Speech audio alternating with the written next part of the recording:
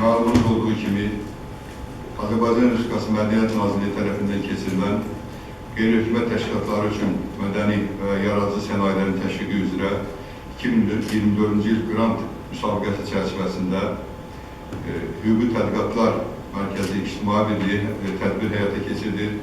Bu tədbirin əsas təşkilatı metodiki dəstək verən təşkilatı Azərbaycan Respublikası Əqli Mülkiyyət Agentliyidir. Tədbirimiz əqli mülkiyyət hüquqi sahiblərinin müdafiə potensialının artırılması layihəsi üzrə sonuncu tədbirdir.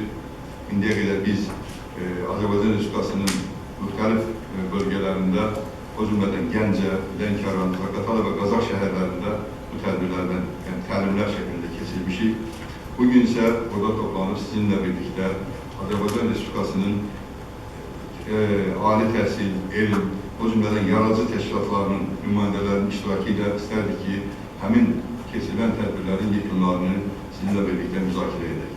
Və tədbirimizi hər yerdə olduğu kimi ənənəvi olaraq, yəni biz harada keçmişsə bu tədbiri ilk olaraq bizə bugünkü günü, yəni suveren Azərbaycanın nəsib edən, Azərbaycanın ərazi bütövlüyü uğrunda öz canlarını şəhid etmiş şəhidlərimizi bir dəqiqə şükürdən yad edir.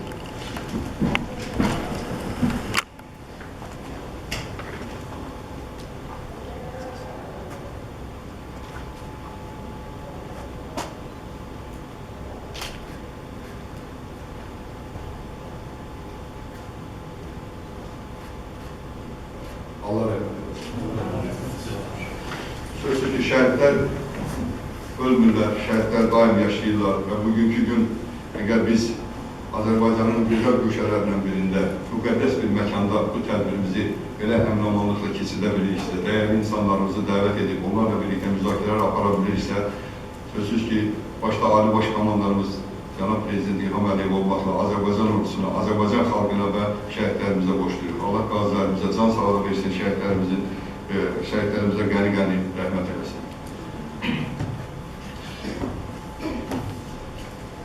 Mən istərdim ki,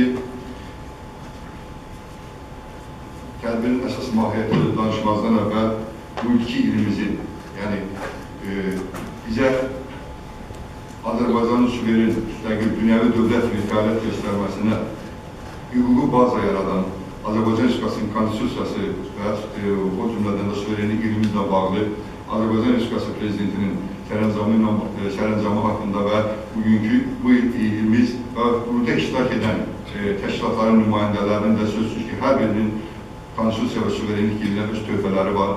Mən istərdim onun haqqında qısaca girişdə sizə deyim.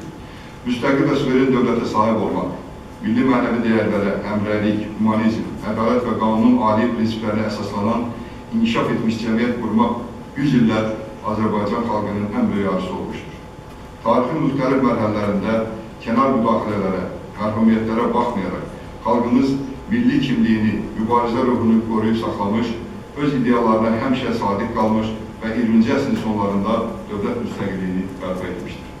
91-ci il oktyabrın 18-də qəbul edilmiş Azərbaycan Respublikasının dövlət müstəqilliyi haqqında Konstitusiya aktında yeni konstitusiyanın hazırlanması nəzərdə tutulsa da, bu yalnız ümumilli lider Heydər Əliyevin böyük xilaskar missiyası sayəsində ölkəmizdə cərəyan edən təhlükəli proseslərin qarşısı alındıqdan, ictimai-siyasi sabitlik təmin edildikdən və müasir dövlət quruculuğu üçün etibarlı zəmin yaradıldıqdan sonra mümkün oldu. Onun bilavasitə rəhbərliyi ilə hazırlanmış və 1995-ci il noyabrın 12-sində qəbul olmuş Azərbaycan Respublikasının ilk konstitusiyası ölkəmizdə geniş miqyaslı qanunvericilik və institusional insalatların əsasını təşkil edir. Bu konstitusiyada dövlətimizin müstəqilliyinin, suverenliyinin, ərazi bütövlüyünün qorunması, hüquqi dünyəvi dövlət quruculuğu, vətəndaşlarımızın layiqli həyat səviyyəsinin, hüquq və azadlıqlarının təmin olunmasının, dünya dövlətləri ilə dostluq və əmin-amanlıq şəraitində əməkdaşlığın təmin edilməsi kimi ali niyyətlərin həyata keçirilməsi üçün mühüm qanunvericilik bazası rolunu oynamışdır. Konstitusiyanın preambulasında Azərbaycanın dövlət müstəqilliyinin, suverenliyinin və ərazi bütövlüyünün qorunması başlıca niyyətlərdən biri kimi bəyan edilmişdir. Lakin bildiyiniz kimi torpaqlarımızın 20%'nin 30 ilə yaxın işğal altında qalması Azərbaycan Respublikasının suveren hüquqlarının həmin ərazilərdə tətbiqinə imkan verilməmişdir. Ermənistanın işğalçılıq siyasətinə son qoyulması və ölkəmizin ərazi bütövlüyünün, suverenliyinin bərpa edilməsi Azərbaycan xalqının milli ideyasının əsas məqsədlərindən birinə çevrilmiş, cəmiyyətimizin bütün resursları bu talih vəzifənin həllinə yönəlmişdir.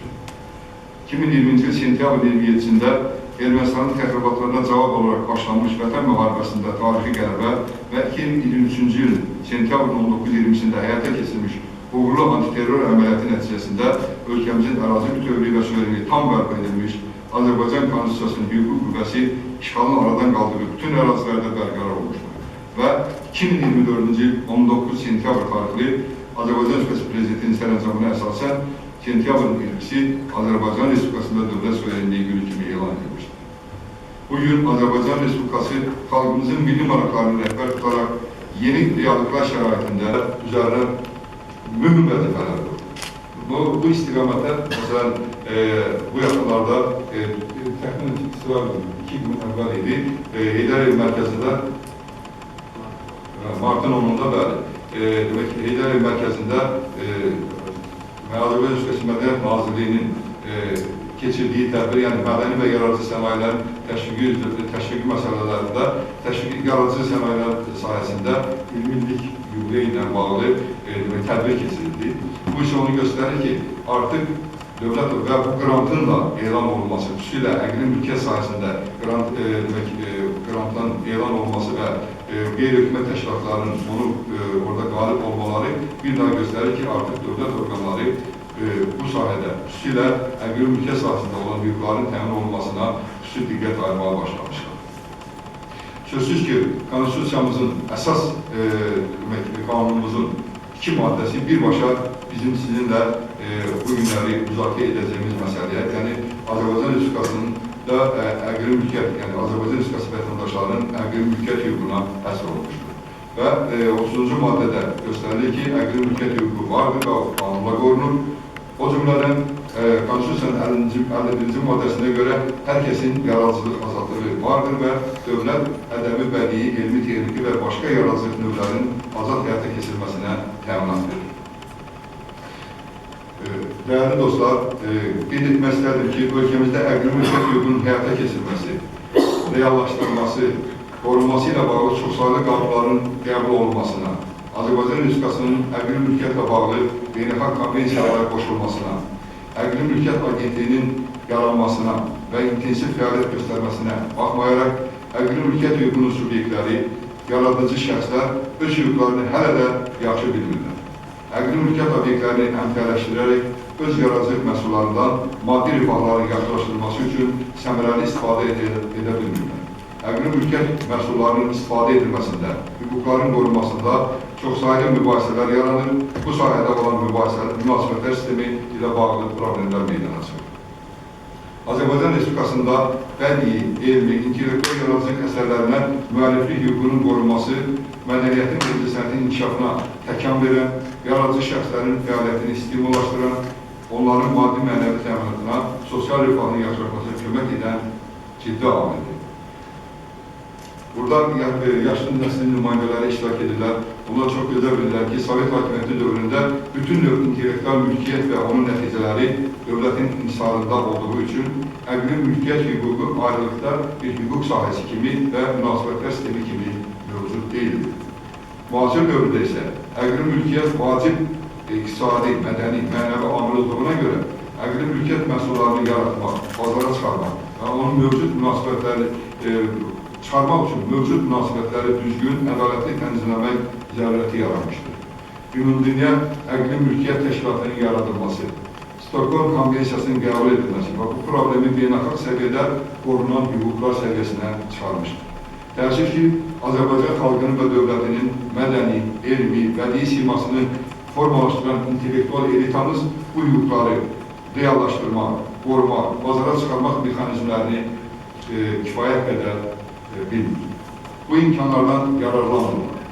Yaradıcı ziyalar öz əqli mülkiyyət hüquqlarını bilməsi, intellektual mülkiyyətdən səmərəli istifadə etməsi, yaradıcılıq imkanlarının bazara uyğunlaşdırılması ölkəmizdə mədəniyyətin, incəsənətin, ədəbiyyatın, elmin inkişafına ciddi təkan verirlər.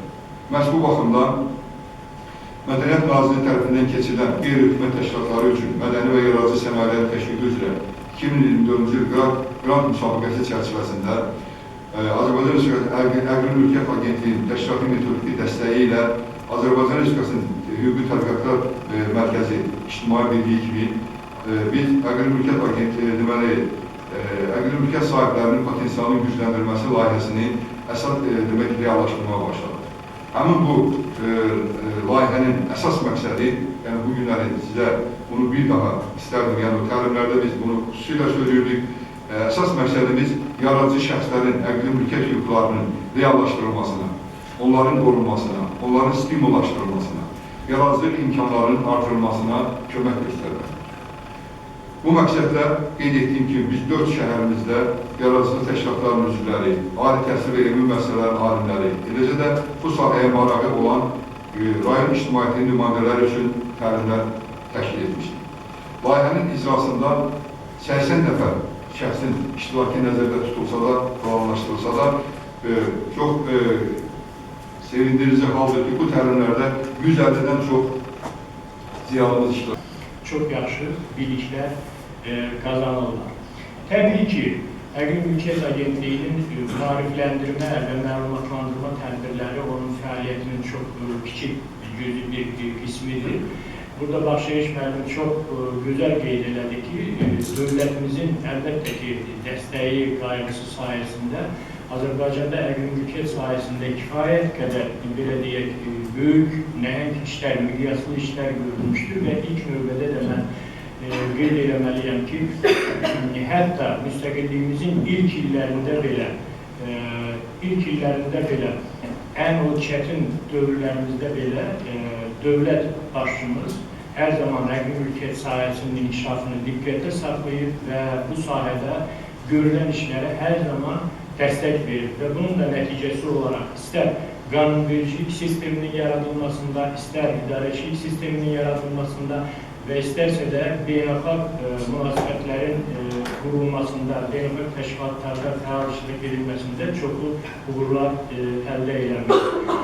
Amma burada Baxşeyiş müəllimin giriş sözündə qeyd edildiyi kimi, baxmayaraq ki, bizim qanunvericilik ən təkmil olan, bunu yəni beynəlxalq ekspertlər də hər zaman qeyd edirlər, Azərbaycanın hazırki qanunvericiliyi istər Şərqi Avropa məkanında, istər keçmiş SSR məkanında ən zəngin və təkmil qanunvericilik bazasıdır və eyni zamanda idarəçilik sistemimizdə bildiyimiz ki, 2018-ci ildə Əqli Mülkiyyət Agentliyi həm sənaye mülkiyyəti sayəsindən bağlı olan funksiyalar, həm də müəllif hüquq sayəsindən bağlı olan funksiyalar bütövlükdə Əqli Mülkiyyət Agentliyinə verilməklə bütün əqli mülkiyyət sayəsində görülən işlər bir çətin altında birləşdirildi və təbii ki, bu mərkəzləşmə də bu sahədə işlərin səmərəsinin daha da artırılmasına, dövlətin bu sahədə aparılan işlərə daha çox dəstək verməsinə səbəb oldu və onun ilkin nəticələrini də biz artıq görürük. Və əqli mülkiyyət yaradıcılarının fəaliyyətində də bir fəallaşma görürük. Üstəlik də mən burada bir faktı da xüsusi qeyd etmək istəyirəm. Əvvəlcədən qeyd edədiyim kimi, dövlət hər zaman əqli mülkiyyət sayəsində görülən işlərə dəstək verir və bu dəstəyin bir nümunəsini də mən Cənab Prezidentin 2022-ci ildə imzaladığı bir sənədi burada xüsusi qeyd etmək istəyirəm. Həmin sənədə görə də deməli, ixtira potensialı olan, deyək ki, ixtiraların, daha doğrusu böyük potensialı gözlənilən ixtiraların və faydalı modellərin beynəlxalq təşkilatlarda qeydiyyatına görə çəkilən xərclərin 50%-ni də dövlət öz üzərinə götürmüşdür. Bu da onu göstərir ki, dövlət hər zaman yaradıcı şəxslərlə dəstək verir ki, onlar daha çox yaradıcılıqla məşğul olsunlar. Çünki yaradıcı şəxslərin təbii ki, ən ümdə vəzifəsi, ən böyük vəzifəsi ondan ibarətdir ki, onlar yaratsınlar və onların yaratdıqları da istər onların özlərinin sosial vəziyyətinin yaxşılaşmasına xidmət eləsin və eyni zamanda da həmin yaradıcılıq nəticələrindən istifadə etməklə, yəni onun sənaye tətbiqi ilə eyni zamanda cəmiyyətin inkişafına, dövlətimizin iqtisadiyyatının inkişafına töhfə versinlər. Bir məsələni də mən xüsusi qeyd etmək istəyirəm. Müasir cəmiyyətdə artıq həqli mülkiyyət bir balaca funksiyalarını dəyişmişdir. Əvvəllər, yəni yaşlı nəsil bilir ki, əvvəllər həqli mülkiyyətdə, müəllif hüququndan danışanda yalnız onun bir mədəni funksiyası qabardılırdı, mədəni funksiyasından danışılırdı və ancaq mədəniyyətə belə fayda verən, mədəniyyəti zənginləşdirən bir amil kimi ona yanaşılırdı. Amma müasir dövr elə gətirib ki, artıq həqli mülkiyyət deyəndə, həqli mülkiyyət bir iqtisadi inkişafa təkan verən bir amil kimi baxırlar. Ona görə də bu saat bütün dünya dövlətləri həqli mülkiyyətə artıq iqtisadi faktor prizmasından baxırlar və həqli mülkiyyətin inkişafına da tamam başqa nöqteyi nəzərdən yanaşırlar. Təbii ki, Azərbaycan dövləti, Azərbaycan rəhbərliyi də həqli mülkiyyətin inkişafına bu prizmadan baxır və ölkəmizdə artıq son 20 ildə həqli mülkiyyətin əsaslanan bu yaradıcı iqtisadiyyatın inkişafıyla bağlı çox mühüm işlər görülür. Elə bir neçə gün bundan öncə Mədəniyyət Nazirliyinin təşkilatçılığı ilə keçirilən Yaradıcı Azərbaycan 2025 tədbirini xüsusi qeyd etmək olar. Və orada təbii ki, bizim Həqli Mülkiyyət Agentliyinin idarə heyətinin sədri hörmətli Kəmran İmanov da böyük bir məruzə ilə çıxış elədi. Mədəniyyət Nazirimiz orada çox geniş, yaxşı bir çıxış elədi və yaradıcı iqtisadiyyatların çünkü bizim çalıştığımız, işlediğimiz, bizim məşğul olduğumuz işlərə bir işdir ki, biz yani çok həssas bir hissiyat insanların həssas bir hissəsindən qapalı otaqlarda, öz iş masamızda belə ancaq öz beynimizlə olaraq işləyirik və bu məhsullar böyük bir xalqın bugün onun təbliği, onun təqdimatını yəni göstərir, onun nəticəsi. Dünya bunun üzərində durur. Mən hər zaman deyirəm ki, dünya bir tarixdir. Tarixində istinad nöqtələri, əlbəttə ki, bu elmi işlərdir, bu insan beyninin məhsuludur ki, hər bir ölkənin, dövlətin göstəricisi onun insanının, ona aid olan mədəniyyətin, tarixin əsaslarıdır. Onları əsaslandıran elmi. Mən istəyir incəsənət olsun, istəyir hansı bir yəni elmin başqa yolu olsun, bunlar hamısı bir elmdir. Bugünkü bizim, mən çox qürurla qeyd edirəm ki, Azərbaycanımızda təməli qoyulmuş, böyük, dahi, peşəkar musiqimizin banisi Üzeyir Hacıbəyovun yaratdığı, bax, o qurumda, o ocaqda, o müqəddəs ocaqda. Bugün həm oranın üzvüyəm, həm də çox böyük bir şərəflə qeyd edim ki, bugün böyük bir profesör, böyük bir dünyada yeganə Azərbaycan dəstəkarı olaraq, yeganə Azərbaycan olaraq Grammy mükafatına əsərini, Azərbaycan əsərini, Azərbaycanımızı təqdim edərək həmin siyahıda, dünyavi siyahıya düşən gözəl bəstəkarı dahi Qaraqarayevin tələbəsi Firəngiz xanım Əlizadənin məsləhəti ilə, onun necə deyək, haqq verduasıyla mənə bu şərəf nail oldu. Bu mənim üçün çox böyük bir qürur. Yəni, çox şey fikirləşə bilərdim, bu populyarlıqda var, borcumuzdur, yazmalıyıq, yaratmalıyıq, amma o meydanda, yəni savaş meydanda dedi və biz qələbəni qazandıq.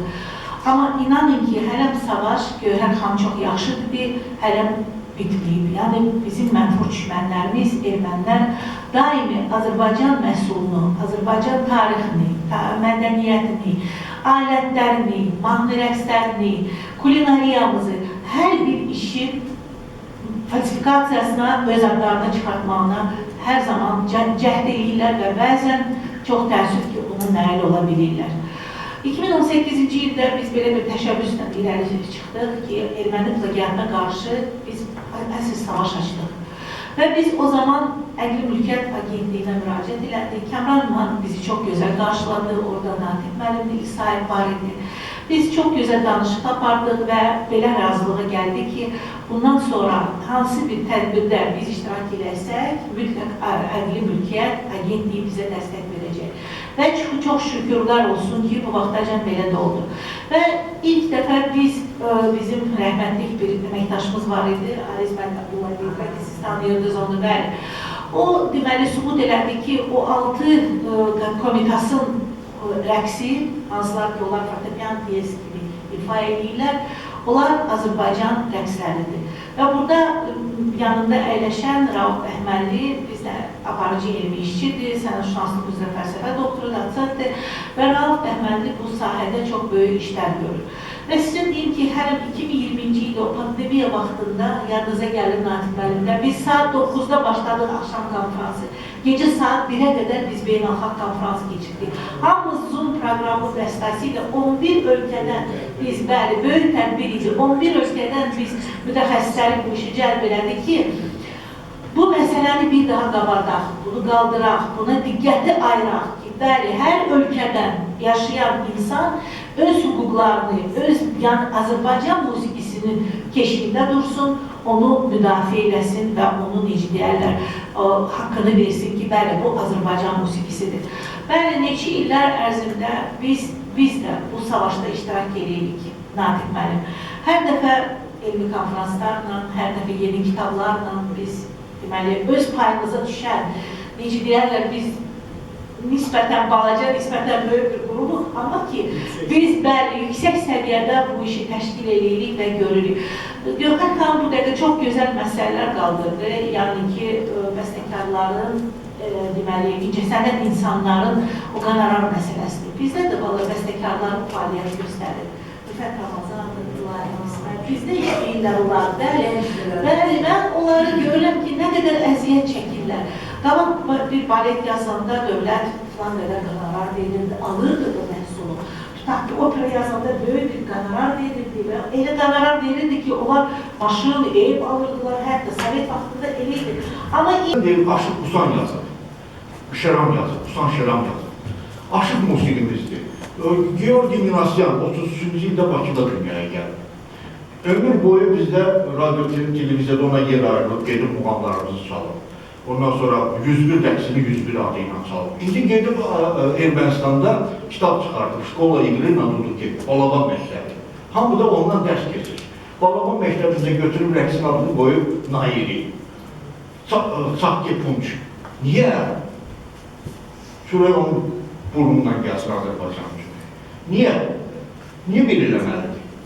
Çünki biz həmişə Sovet dönəmində geri qalmışıq, bir addım, 2 addım geri qalmışıq. Onlar isə buna hazırlayır. Mən bugün bir kitab üstə işləyirəm, Əli Kərimovun bir el havası, Çoban Yaylağı, Şirvanlılar onu ifa edir. Çoban Yaylağı, düzdürmü? İndi həmin havanı Şirakın, erməni xalq və mahnıları adında sənədli film çəkildi 65-ci ildə. Həmin orada, özdə bu gəlmə atlarını deyirlər ona. Yenə faytonla gəlini gətirirlər, Zurban havası kimi həmin ifa olunur. Biz hələ çəkməmişik onu. O melodiyanı çəkmək. Rauf müəllim, mən çox üzr istəyirəm. Mən bir əlavə eləmək istəyirəm. Təbii ki, çıxışı falan etdiririz. Sovet dönəmində məsələ burasında biz geri qalmamışıq. Sovet dönəmində bizim o qədər dahi bəstəkar nəslimiz yetişib ki, yəni burada bir balaca başqa səbəblər var idi. Bizim geri qalmaq məsələsi yox. Bizim o işlərdən kənarda qalmağımızın səbəbləri var idi. Müəyyən mənada çox zaman əksinə bizimkilərə malik olurdular ki, bizimkilər qabağa çıxmasın. Çünki Sovet dönəmində belə bir siyasət var idi.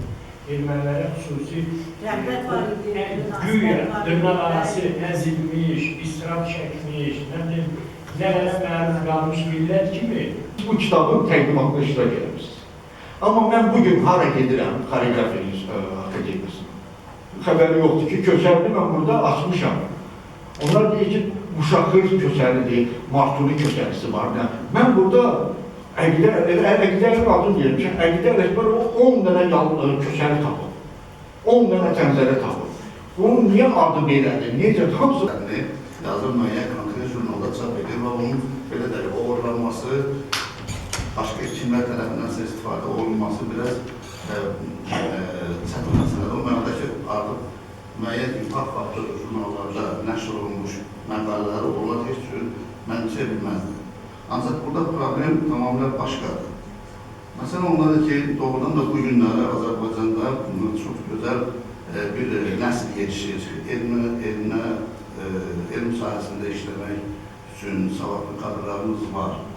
Bizim institut çox gənc olmasına baxmayaraq 14 laboratoriyadan ibarətdir. Onun 5 laboratoriyası beynəlxalq statuslu laboratoriyadır. Yəni, onların rəhbərləri Avropada, Amerikada, Çində və s. aparıcı elm mərkəzlərdə işləyirlər, alimlər də Azərbaycanlılardır və eyni zamanda buradakı laboratoriyada rəhbərlik edirlər və gənc kadrların hazırlanmasına bizə yardım göstərirlər. Bununla yanaşı, Azərbaycan hökuməti də bildiyimiz kimi müəyyən layihələr həyata keçirilir hər il. Gənc kadrların xaricdə təhsillərini, doktorlarının təhsilini davam etdirməsi istiqamətində Elm və Təhsil Nazirliyinin xətti ilə davamlı layihələr həyata keçirilir. Təbii ki, burada da seçim var.